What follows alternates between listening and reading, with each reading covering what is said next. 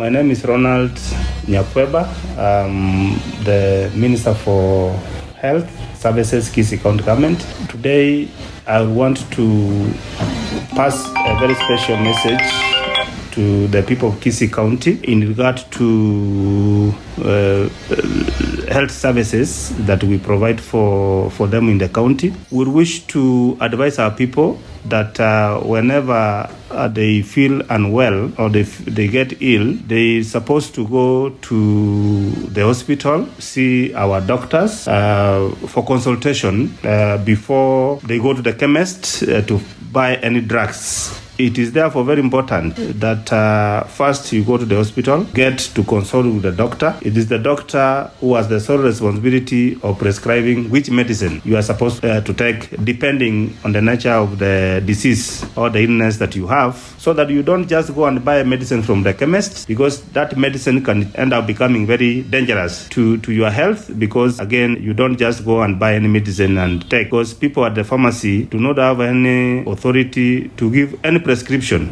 on the nature of the medicine that the patient is supposed to take. Fellow Kisii people, as the Waziri Health, my advice is, please, whenever you feel unwell, let's go to the hospital, seek audience with the doctor or another health worker. Let that health worker explain to him or her the nature of your sickness. Then they will be able to prescribe the medicine that you are supposed to take, so that we continuously protect you, take care of your health. That is critical. That is important. We are also urging our people in the who run various chemists or pharmacies across the county not to give people medicine that has not been prescribed by a doctor from any health facility, whether private or public. So please desist from giving medicine to patients directly without these patients seeing the doctor for prescription. That is important, so that we protect our health and that we don't expose ourselves to the dangers of just taking any medicine that can end up affecting you.